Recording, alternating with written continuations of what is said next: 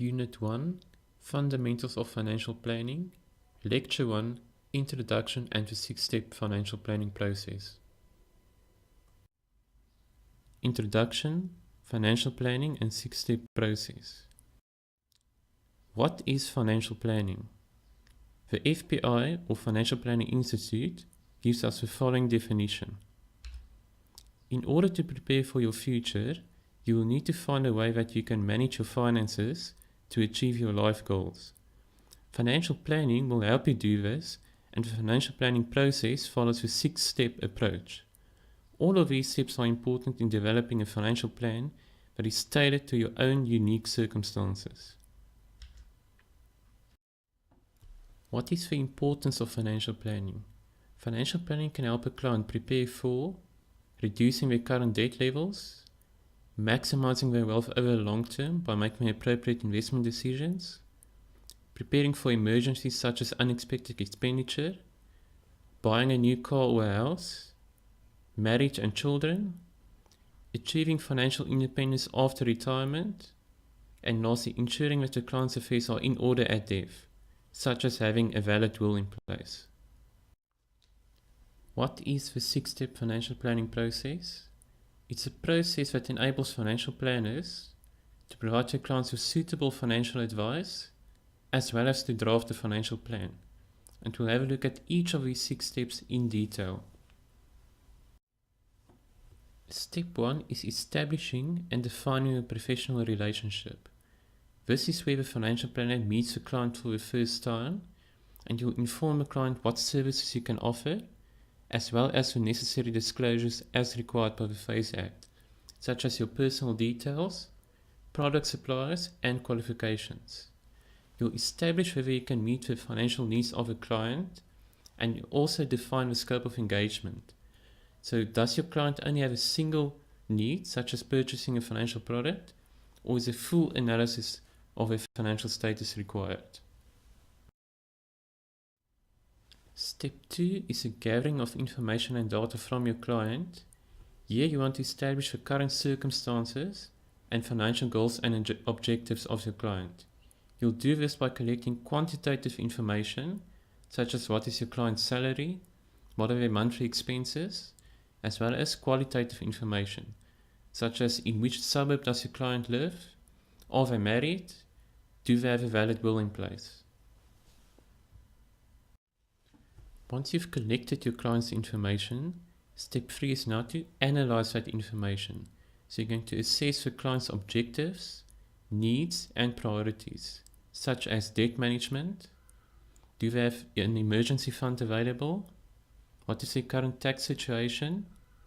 Do they have health benefits? Do they have capital needs in case of death or critical illness, such as cancer? Are there educational needs for their children? Do they have retirement planning in place? And do they have investment planning?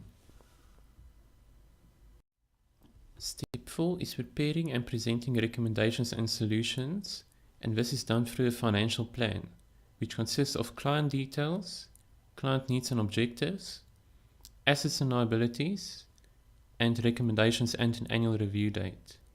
Step 5 is implementation.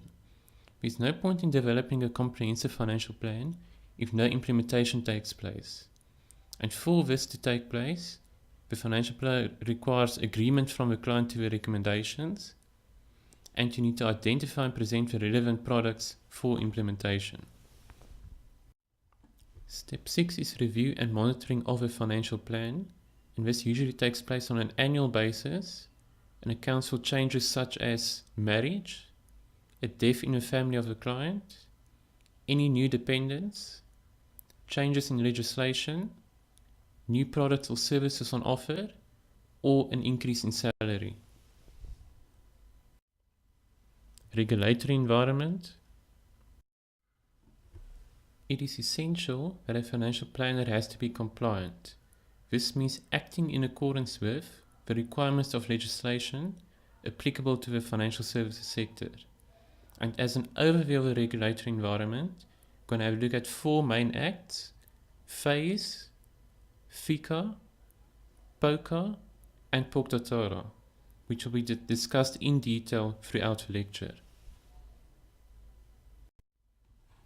In February 2011, National Treasury released a Treating Customers Fairly policy with the aim of creating a safer financial sector to serve South Africa for the better.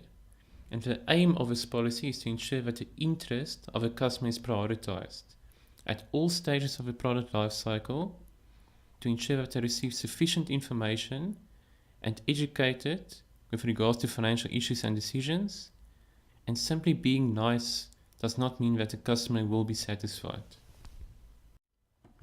The TCF policy consists of 6 outcomes to ensure that the financial needs of a customer is appropriately met. These are fair treatment to customers, the products and services meet the needs of identified customer groups, is the customer provided with clear information of products, the advice should be suitable, the product should perform as expected, and there should be no unreasonable post-sale barriers to changing products.